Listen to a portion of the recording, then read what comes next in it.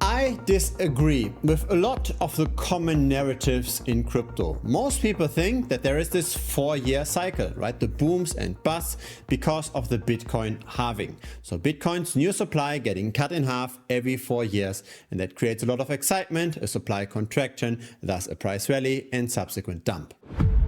But I don't think that's true. I think those rallies and subsequent dumps happen because of profit taking by long-term holders. As the price appreciates, as there's a lot of unrealized profit, people tend to rebalance their portfolios, and Bitcoin moves from the long-term diamond hands into the short-term speculative money. And those short-term speculators, they tend to get much more anxious when the price fluctuates a little bit. And that can then lead to the subsequent crashes. Now in this video, we are going to analyze the current situation. We are going to look at how much higher can Bitcoin and crypto as an extension go, and at what point in time does it make sense to take profit. So here is how I believe the long-term cycles are created. We've got Bitcoin's price in black and the unrealized profit and loss as an oscillator in blue. When there's a lot of net unrealized profit, when people in aggregate are more than 80% in profit, people tend to take some of that profit, right? People tend to maybe sell Bitcoin to consume, or they sell Bitcoin to rebalance portfolios and buy maybe gold or stock with it. When you're starting out with an allocation to Bitcoin of say 20 or 30% of your net worth, and then Bitcoin rallies and rallies and rallies, and suddenly you've got 70 or 80% of your net worth in Bitcoin, then you might of course sell something, right? It's just rational. And so because of that, when the market in aggregate has that much net unrealized profit, the sell pressure tends to go up. And also as an extension, because the price of Bitcoin rallied that much, it's not the long-term holders that are buying into such a rally, right? It's new investors that learn about Bitcoin and crypto as a whole through traditional media or through their relatives that made a lot of money and that then at those elevated prices think about entering. And then when the price suddenly doesn't rally to the same degree as it did in the weeks prior, they panic sell and get out again. And that's then what creates the bear markets, those 80% drops, those 70% drops, etc. Now currently we are not yet in euphoria greed zone. So we are not at 80% net unrealized profit. We are only at 56%. So the market isn't as heated as it was at the beginning of 2021 or the beginning of 2018. This chart here nicely shows how the Bitcoin moves from the long-term holders to the short-term nervous investor during a bull run. It's called the Bitcoin hodl waves. So we look at Bitcoin's total supply, so that's up to 100%, and we look at who's holding this. For how long has the Bitcoin been held in a wallet?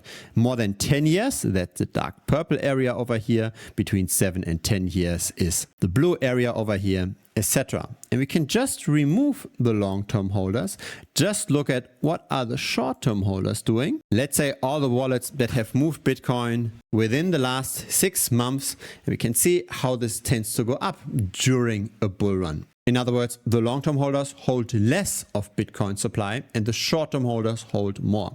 And the more of the supply is held by the short-term holders, the more fragile the current environment is, right? The more those holders might sell. Currently, we are not at elevated levels of those short-term holders, despite the price being so close to the all-time high. Something has fundamentally changed, and we can see this in another indicator as well. Here's the realized hodl ratio. So this looks at the speculation between the long-term holders relative to the short-term holders. This peaks again when we are very high in the Bitcoin price. It tends to be low when we are very depressed. And currently we are not yet at those elevated levels that we have seen in the past, despite again the price being that high. Yes, there are some long-term holders that currently sell. And so this is ticking up slightly, but it really doesn't matter in the grand scheme of things. The real story is this here. It's Wall Street getting into Bitcoin. So we've got the ETFs in purple, and we've got all those Bitcoin treasury companies spearheaded by Michael Saylor with MicroStrategy that are buying long-term. And in the last 1.5 years, this is just going up constantly. The ETFs themselves have a long-term positive effect. On top of that, we get the Bitcoin treasury companies. And yes, the long-term holders can outsell this. That's why in the last few days, we don't see that much appreciation. But long-term, the trend is clear. And so we have to fundamentally think about what this actually means. I don't believe that the cycles are generated through the Bitcoin halving. At least going forward, right, the halving doesn't have much impact on the supply. We go from 0.8% annualized supply to 0.4 in a few years.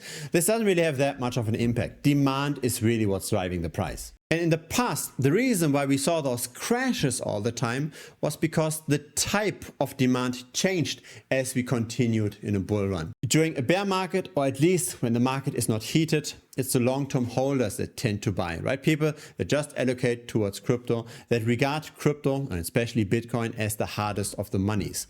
Once we accelerated in the bull market, the demand, the source of demand was mainly short-term speculative money.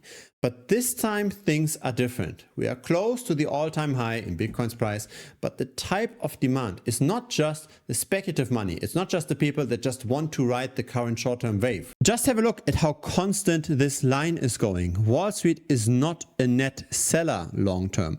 There were a few little bumps in the road, right? There was a bit of a decline over here. But in general, we just see Wall Street buying and buying and buying. And that's what's pushing up the price. And as long as this curve is not changing, I don't think that there's any reason to assume that we're going to see again 50, 60, 70% drops in Bitcoin. Yes, short term, the long-term holders might take profit a bit faster than the ETFs can buy, or than the Bitcoin treasury companies can buy. So there can be periods where we do see a correction, but I don't think that over the years we will see that effect. Because those people that currently take profit, they might buy back in again, right? They did buy in the past when there was enough of a dip. And the story is not just about Bitcoin, it's also about Ethereum. Because for the Bitcoin ETF, we saw for the last month, if we annualize this, a supply absorption of only 3.4%. And while the Bitcoin treasury companies buy heavily, the Bitcoin dominance actually did not go up in the last few days. We did see quite a bit of a correction. And the reason for that is that Wall Street is now buying Ethereum even faster. The annualized supply absorption of Ethereum is 18.2%. So if the last 14 days are representative of the purchases of Ethereum ETFs, then 18% of the entire ETH supply gets bought up by Wall Street in a span of just a single year.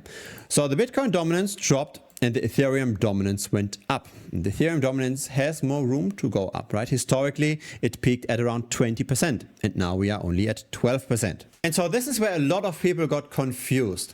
Because Ethereum rallied that much, it dragged the altcoins with it. There is this direct coupling, right, between Ethereum and many altcoins due to the liquidity pools. So when Ethereum goes up 10%, then the altcoins, many of them, go up by 10% automatically as well, without a single transaction ever happening place. And so everybody is looking at this, right? The altcoins are going up. We have altcoin season again, but that's not true. The others' dominance continues to go down, right? So this is how much of all of crypto is currently in the altcoins that are not in the top 10. And that's continuously declining since beginning of 2022. And I believe it will continue to decline. Again, because Wall Street is not going to randomly buy into Dogecoin. This is really an Ethereum-led rally. Because have a look at the market cap of the altcoins relative to Ethereum. This crashed quite a bit. And I believe this trend will continue. We'll continue to see the crash because it's not the retail investor that's getting into crypto. It's just Wall Street. And Wall Street buys currently Bitcoin, now even more Ethereum.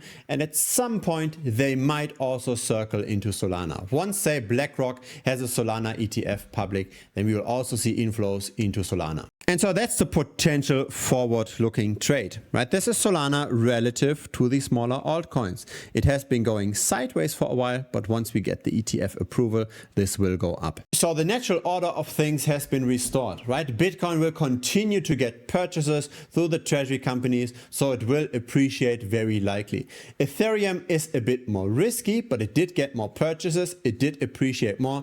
And the riskiest of the bunch is Solana, because here we don't yet have the ETF. but once we do, probably we see even more of an appreciation over there.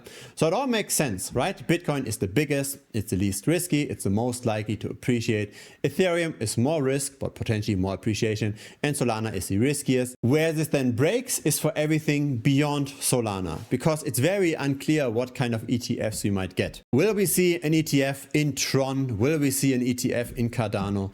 It is not clear at all. And again, this matters for relative valuations, right? This matters for opportunity costs.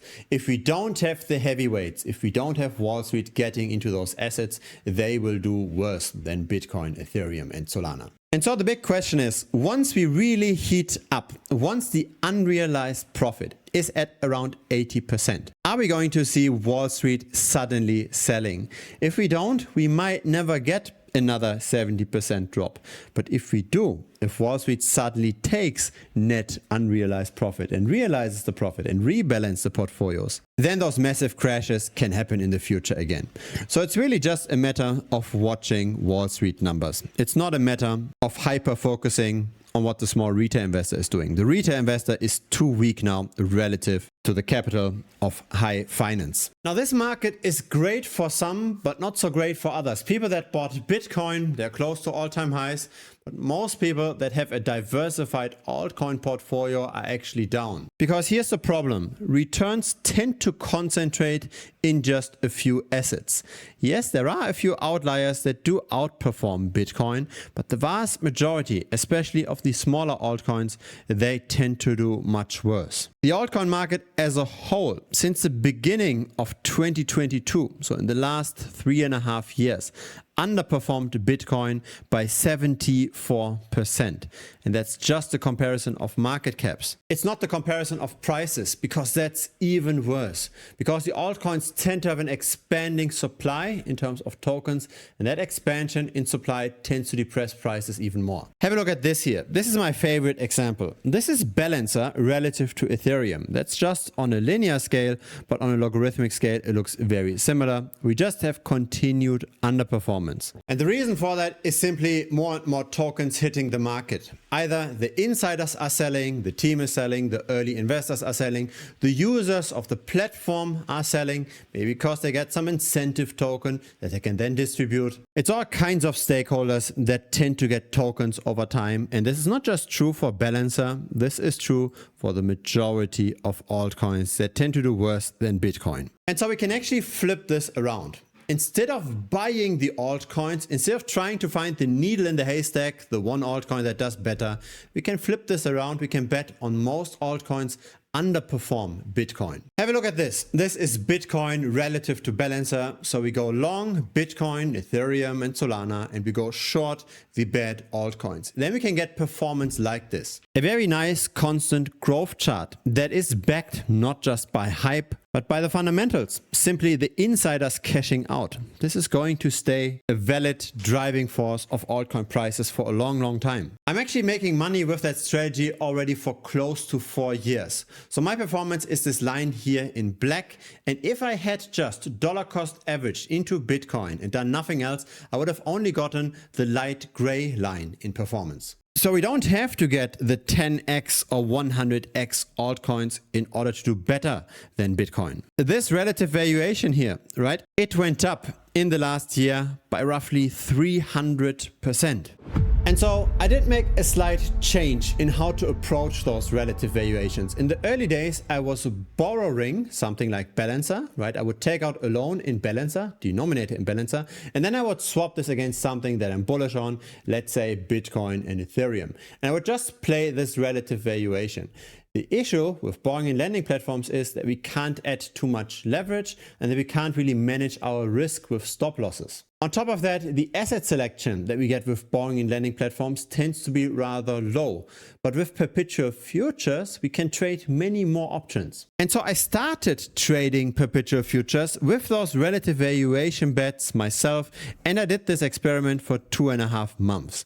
And during those 2.5 months, the performance was very impressive. I started with 40K and moved this to close to 60K again, just in 2.5 months. And I'm sharing all of my trades, right? For example, over here, this was a short on Pengu relative to Solana that I then had to close just a few hours afterwards because Pengu just crashed. And our community made good money with that. Now, many people are scared to learn such a strategy because it's more complex than just buying a meme coin, right? We are going long one thing, we are going short another thing. It seems quite complex and it seems like there's risks that are hard to understand. But that's why I created separate tutorial videos on just that topic. You can just watch those tutorial videos and then learn the trading yourself. Now here are a few trades shared by our community, and it's really about risk management. It's really about setting yourself up relative to other altcoins. Now in theory, this looks all good, right? I made money with this, not just short term, but also long term. But the central question is always, will this apply to anybody that's trying to learn the strategy? And I think that's actually possible. What I will do is when you join this membership here, right, the premium membership, I will share my current favorite trade. And if that favorite trade does not lead to profit after 1 month, then I will refund you 100% of the membership fee. The fee is currently $125 per month. The target is that you become a winning player very, very quickly. So while all of those tutorials are useful for the long term, at the very beginning, you just have to watch 2 of them. And that's using perpetual futures on Hyperliquid and risk management with relative valuation bets. After you've watched those 2 videos, I will share my favorite trade. You just execute on that trade based on what you've learned over here. And there's a very good chance that with a chart like this, you will be in profit after a month. Again, we are playing the fundamental dynamics of the market, the token inflation, and the fact that most altcoins underperform Bitcoin, Ethereum, and Solana most of the time. Now, I was thinking about this. How can I make this even safer for the people that don't want to watch the videos, that don't want to set up the trading themselves, that don't want to do the risk management themselves, that simply just want to provide capital? Let's say you've got a lot of capital, but you don't have a lot of time. For those people, I've set up a copy trading capital pool. So you can simply provide money to that pool and then automatically execute any trade that I'm doing as well. The copy trading feature is available for everybody that's on the annual membership. So you're also saving $250 per year on that membership. But the main feature is the automated copy trading where you can get this return. And this has launched 2 weeks ago. And so far we are up 4.7%. And the very first days when I set this up, I didn't yet trade anything. And so that's why there's no trades, why this is going sideways. That's why the APR is actually lower in this estimate than what we're actually achieving. I hope to get this long term above 50%. It was above 50% when I traded myself. Now we are moving more capital, so the APR can decline. But the target is at least 50% per annum. And so you can run the numbers for yourself, whether or not it makes sense for you to join the annual membership for premium. If it's your first time here, feel free to subscribe. I publish this regularly. A like would be very much appreciated as well. It helps the channel grow. See you next time on YouTube or see you in premium. Cheers.